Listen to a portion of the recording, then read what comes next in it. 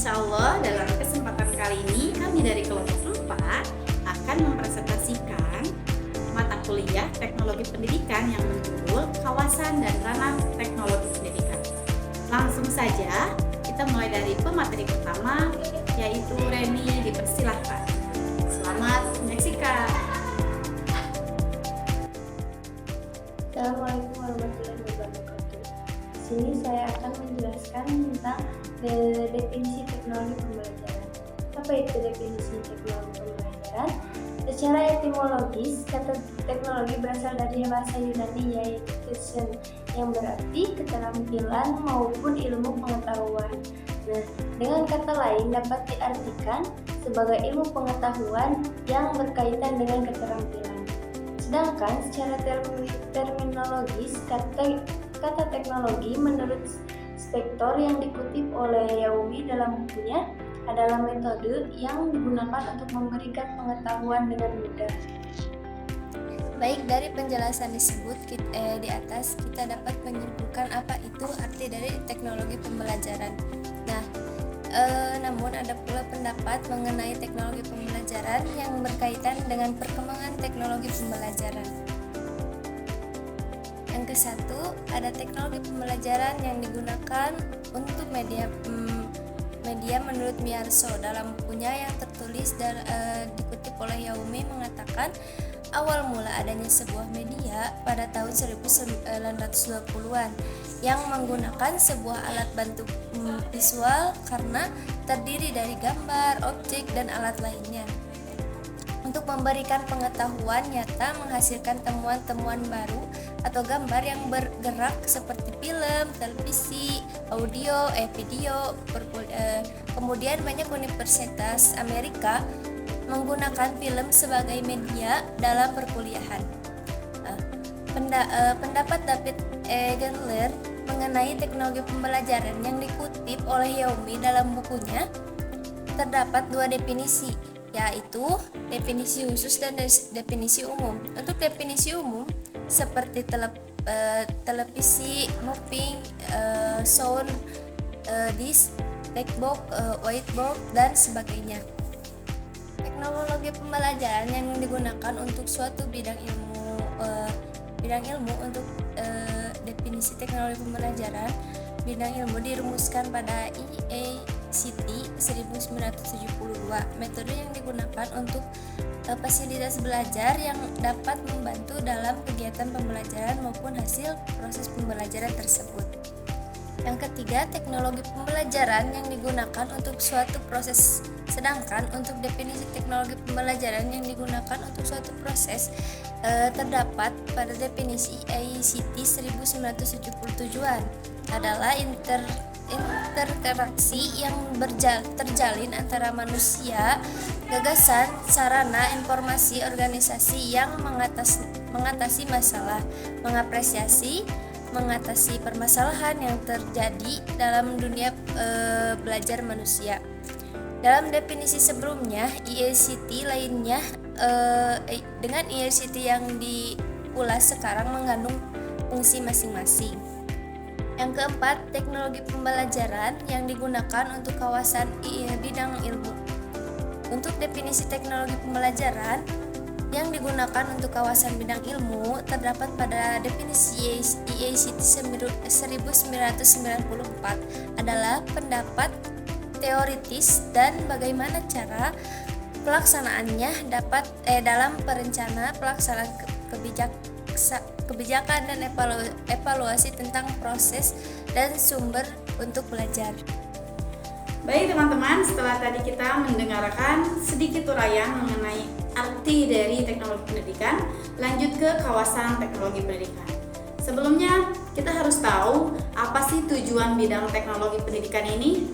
Nah, tujuannya adalah menggunakan alat, media, teori, dan teknik dari berbagai bidang untuk memecahkan masalah dengan menggunakan pendidikan sistem. Nah, tentunya di sini terdapat kawasan ataupun bisa diibaratkan dengan sebuah wilayah-wilayah ya, secara khusus gitu.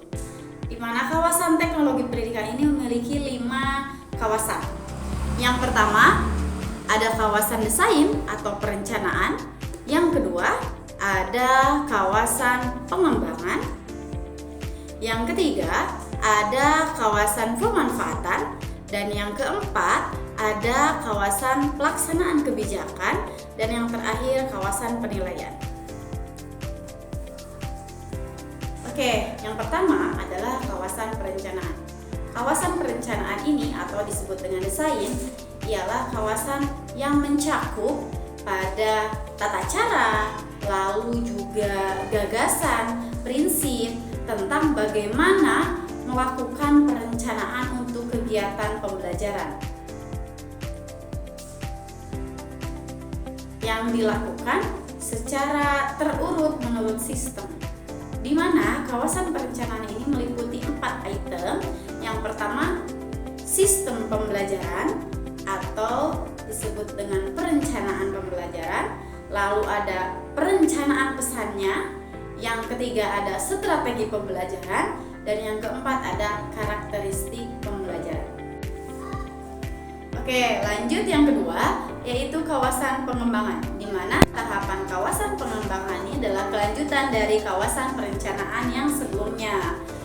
Nah, di kawasan pengembangan ini adalah pengembangan dari tata cara, lalu gagasan, teori pada tahap perencanaan desain yang sebelumnya dikembangkan di kawasan pengembangan ini. Di mana pada kawasan pengembangan ini bisa dikembangkan dengan berbagai media. Misalkan ada media cetak, media audiovisual, lalu ada media elektronik, terus berbasis komputer, dan lain sebagainya.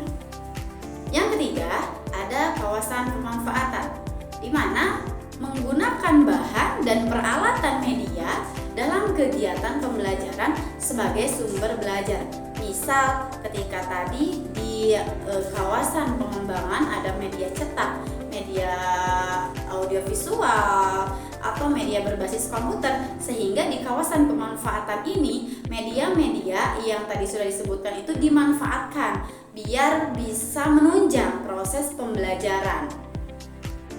Misalnya contoh, kita memberikan pengajaran kepada anak-anak di kelas dengan menggunakan media audiovisual berbentuk video. Nah, itu sebagai salah satu contoh pemanfaatan dari media kawasan pemanfaatan yang diolah dari sebelumnya, yaitu kawasan pengembangan. Oke, lanjut. Yang keempatnya adalah kawasan pelaksanaan kebijakan atau pengelolaan, di mana pada kawasan pengelolaan ini mencakup pada pengelolaan sistem pencapaian, lalu pengelolaan informasi, dan juga pengelolaan sumber.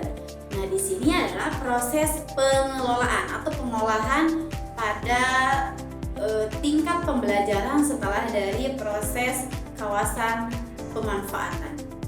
Yang kelima atau yang terakhir adalah kawasan penilaian atau apresiasi, di mana pada kawasan ini adalah tahapan menilai atau mengapresiasi dari hasil pembelajaran dari awal mulai tahapan yang pertama perencanaan sampai yang terakhir, sehingga pada kawasan ini terlihat bagaimana penilaian atau hasil akhir dari sebuah pembelajaran. Bismillahirrahmanirrahim. Baik, yang selanjutnya yaitu ranah teknologi pendidikan. Memeriksa sifat taksonomi struktur regional. Tujuan utama dalam membuat adalah dengan bekerja korespondensi. Tujuan pendidikan dikategorikan dalam taksonomi. Untuk situasi ini, tujuan instruksif terbagi menjadi beberapa bagian, yaitu yang pertama ada ranah kognitif, yang kedua ranah afektif, dan yang ketiga ada ranah psikomotor. Yang pertama, ranah kognitif. Ranah kognitif berisi tentang perilaku-perilaku yang menekankan aspek intelektual seperti pengetahuan, pengertian, dan keterampilan berpikir. Hasil belajar merupakan pencapaian tujuan belajar, dan hasil belajar sebagai produk dari proses belajar. Indikator kognitif produk disusun dengan menggunakan kata kerja operasional.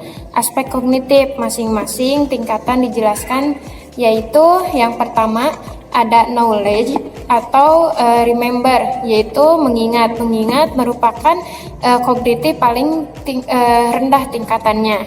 Kategori ini mencakup proses kognitif, yaitu mengenali dan mengingat. Kata kerja operasionalnya yaitu mengetahui, mengutip, menjelaskan, menggambarkan, menyebutkan, dan lain-lain.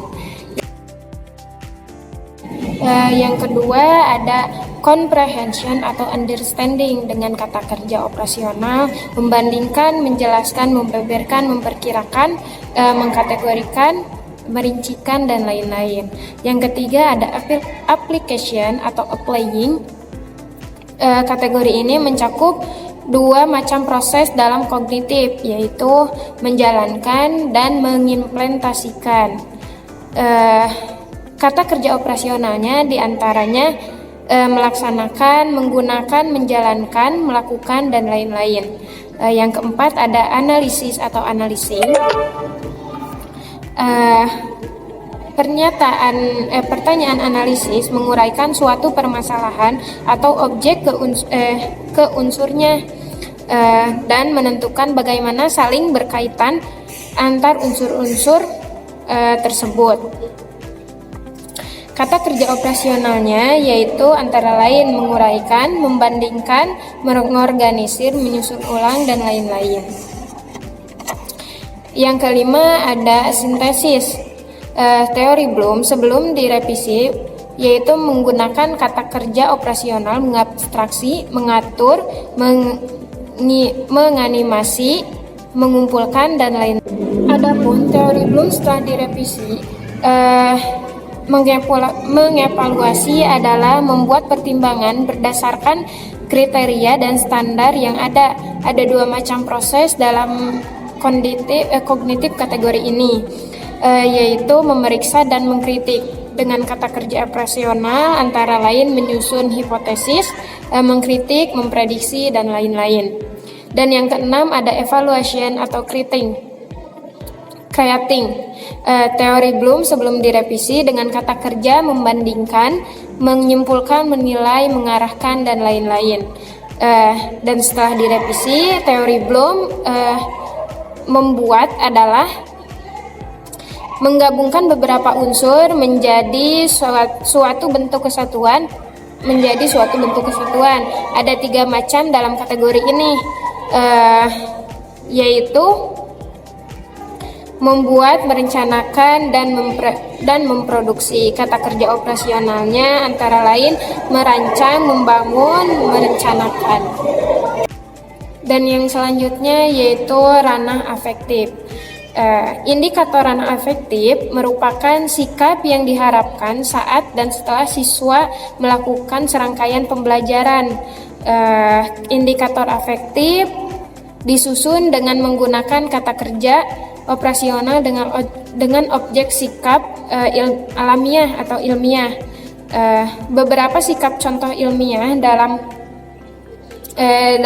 di sini adalah sikap kejujuran, peduli, tanggung jawab, dan lain-lain. Adapun beberapa hal yang berkaitan dengan ranah afektif, yaitu yang pertama menerima, yang kedua menanggapi, yang ketiga menilai, yang keempat mengelola, dan yang kelima menghayati. Yang selanjutnya yaitu ranah psikomotor. Psikomotorik merupakan perilaku behavior siswa yang diharapkan tampak setelah siswa mengikuti pembelajaran untuk mencapai kompetensi yang telah ditetapkan.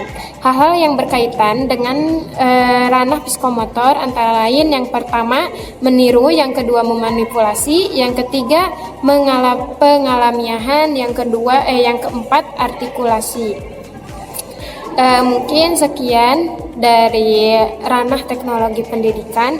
Seiring dengan perkembangan teknologi dalam dunia pendidikan dan pengajaran, maka tools yang digunakan akan mengalami perubahan.